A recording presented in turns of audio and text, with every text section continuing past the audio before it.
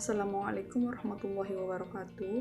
Kami dari kelompok 7 ingin mempresentasikan hasil diskusi kami mengenai konservasi lahan.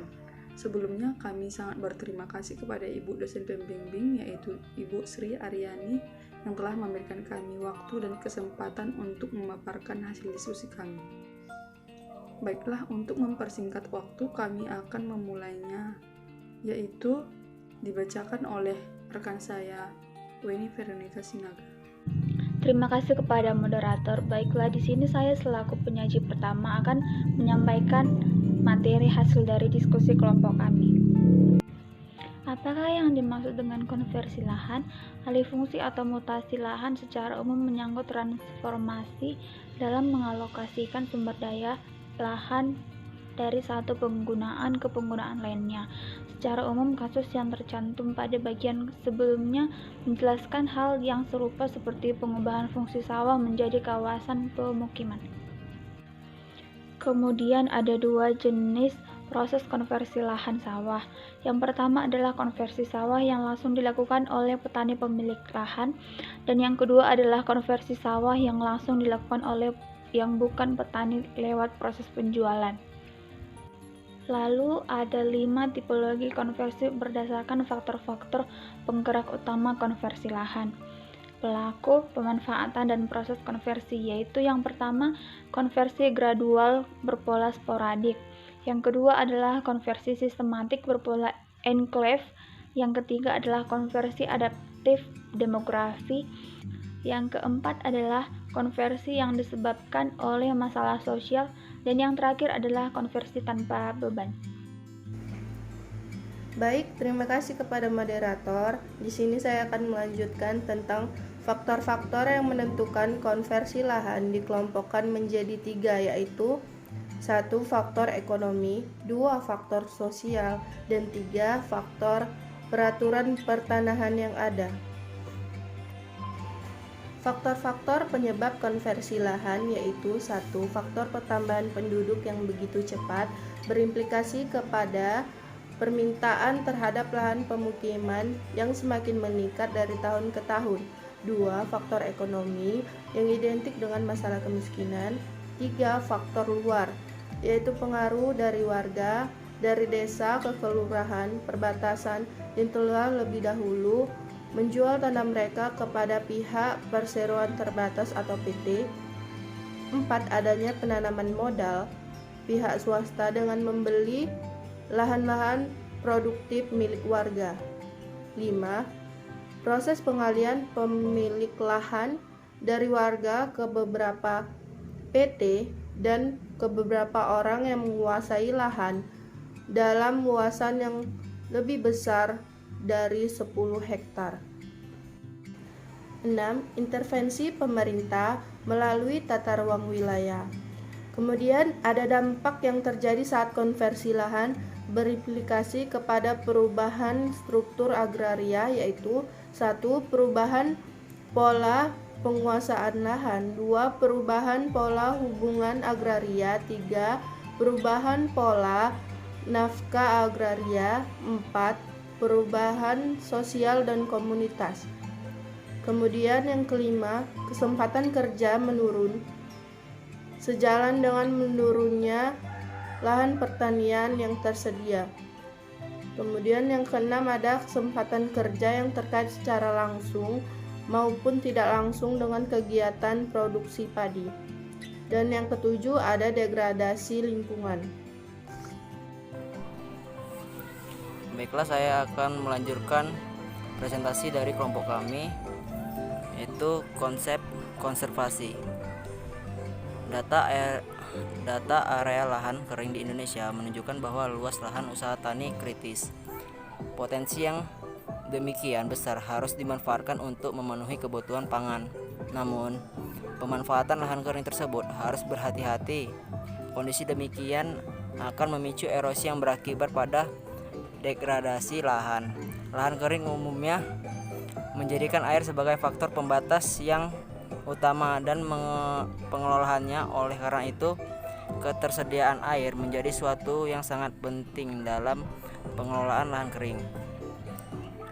Untuk dapat menjamin adanya ketersediaan air baik di musim penghujan dan musim kemarau atau disebut juga iklim tropis, diperlukan beberapa teknologi yang applicable dan hemat biaya karena petani lahan kering umumnya miskin.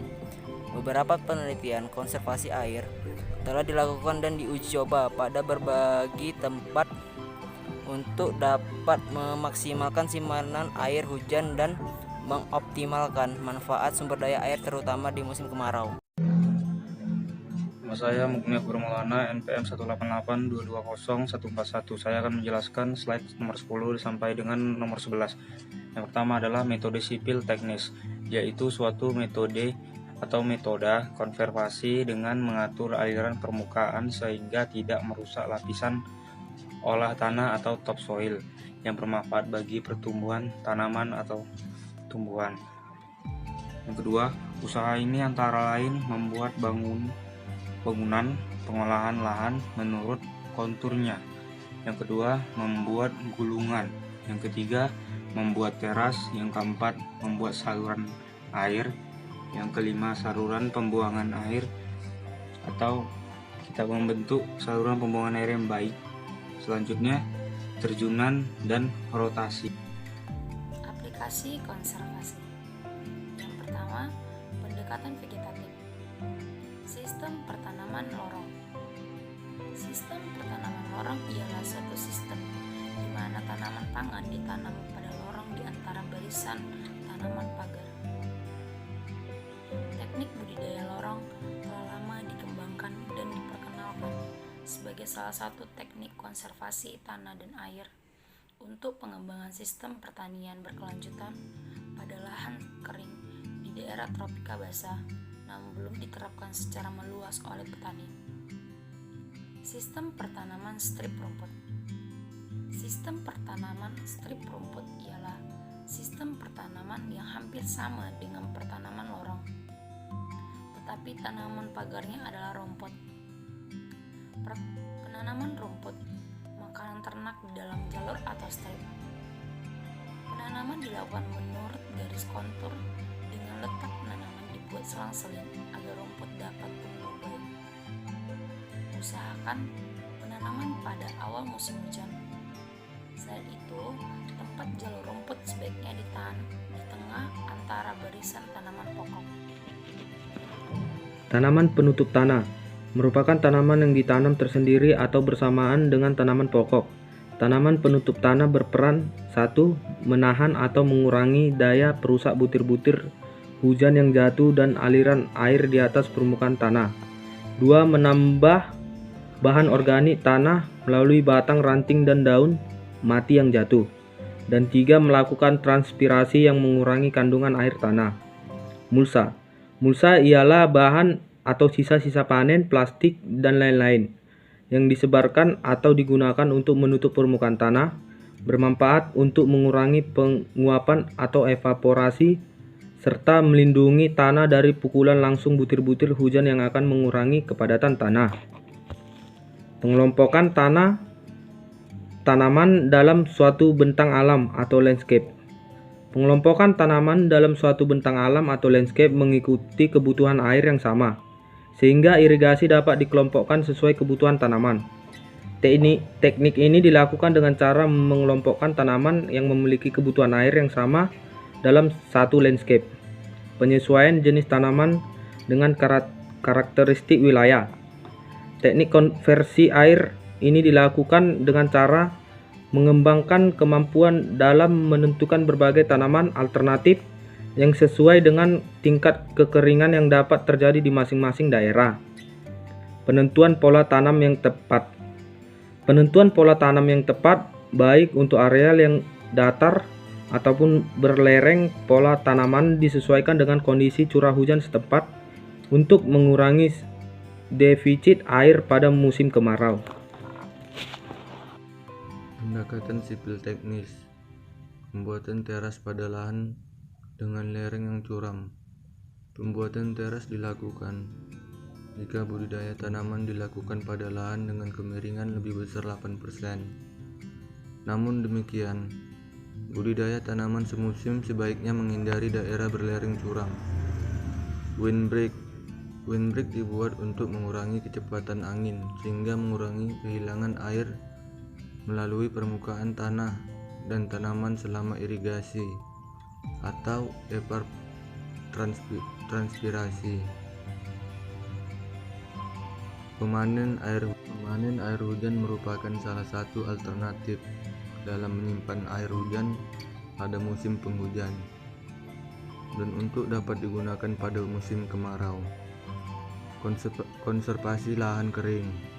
Konservasi air merupakan hal yang sangat relevan untuk meningkatkan produktivitas lahan kering, mencegah bahaya banjir, kekeringan, dan tanah longsor. Prinsip dasar dari konservasi air adalah menyimpan sebanyak-banyaknya air pada musim hujan dan memanfaatkan kembali pada musim kemarau. Konservasi lahan kritis. Berbagai cara untuk menangani lahan kritis telah dilakukan.